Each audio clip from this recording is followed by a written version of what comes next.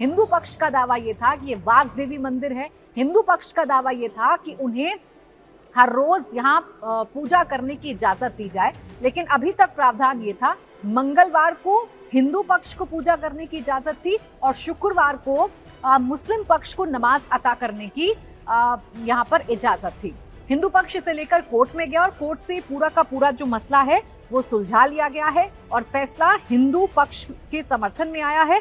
फैसला ये आया है कि जिस धार भोजशाला को अभी तक मस्जिद बनाकर मुस्लिम पक्ष क्लेम करता था, वो क्लेम सरासर गलत है। 2022 में इस मामले की शुरुआत होती है। देखिए, विवाद बहुत पुराना है, लेकिन ये कोर्ट में कब गया वो मैं आपको बता रही हूँ। 2022 में इस मामले की शुरुआत होती है। रंजना अग्निहोत्री और हिंदू फ्रंट फॉर जस्टिस की ओर से हाईकोर्ट में एक याचिका लगाई जाती है और भोजशाला का धार्मिक स्वरूप तय करने और हिंदू समाज को पूर्ण अधिकार देने की मांग की जाती है। 2022 से ही लगातार कोर्ट में मामला चल रहा है और अब हाई कोर्ट ने मान लिया है कि धार भोजशाला हिंदू पक्ष की है। धार भोजशाला वाग्देवी मंदिर है, कोई मस्जिद नहीं है।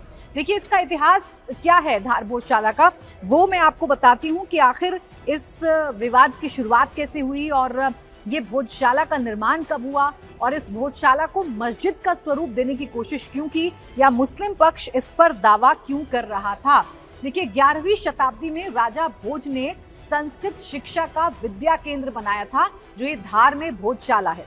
माँ वाग्देवी यानी कि माँ सरस्वती का मंदिर बनाया गया था। दिल्ली सल्तनत काल में कुछ हिस्सों का उपयोग मस्जिद के रूप में होने लगा और ब्रिटिश काल से ही इस स्थल को लेकर विवाद शुरू हो गया। अब थोड़ा और डिटेल में आपको बताती हूँ। दरअसल एक शासक थे, एक राजा थे, परमार शासक थे, जिनका नाम था राजा भोज। उन्होंने ज्ञान की साधना के लिए धार भोजशाला का निर्माण करवाया था।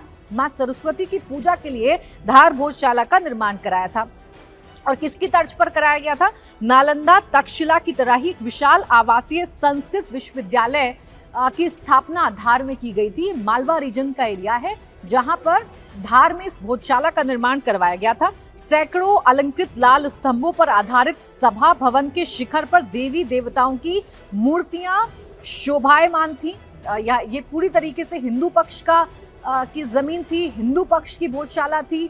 ये ज्ञान की देवी की साधना के लिए, माँ सरस्वती की साधना के लिए इसका निर्माण करवाया गया था और राजा भोज ने इसका निर्माण नालंदा विश्वविद्यालय और तक्षशिला के आधार पर करवाया था। हिंदू देवी देवता स्तंभों पर विराजमान थे, यानी पूरी तरीके से साक्ष्य मौजूद थे कि ये हिंदू पक्ष का दावा यहाँ पर सरासर ठीक है।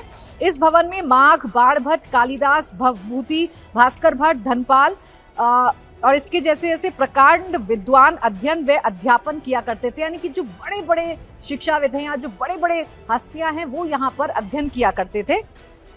अब जो जगह ज्ञान की देवी के लिए, ज्ञान की देवी की साधना के लिए जिसका निर्माण किया गया, जहाँ हिंदू देवी देवताओं के साक्ष्य उपलब्ध थे, एकाएक मस्जिद होने का दावा कैसे शुरू हो गया? इसके पीछे की कहानी भी आइए आपको बता देती हूँ कि यहाँ पर क्या हुआ था। दरअसल महाराजा भोज ने 36 तरह के आयुध विज्ञान के ज्ञाता थे और उन्होंने ही इस भोजशाला का निर्माण कराया था।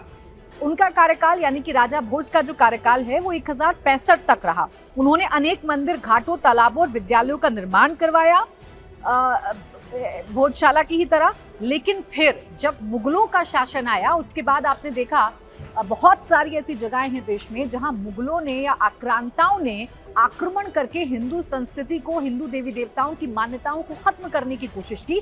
उन्हीं में से एक जगह है ये धार भोजशाला। 1269 में अरब मूल के कमाल मौलाना योजनाबद्ध तरीके से धार आकर बस गए। 1350 में अलाउद्दीन खिलजी ने परमारों के अभेद्य माने जाने वाले मालवा पर आक्रमण कर यहाँ इस्लामी राज्य की स्थापना कर दी। भोजशाला सहित अनेक ऐतिहासिक और धार्मिक महत्व के स्थलों को ध्वस्त कर दिया गया। 1401 में दिलावर खां गौरी ने मालवा पर अपना आधिपत्य घोषित कर विजय मंदिर को नष्ट कर दिया।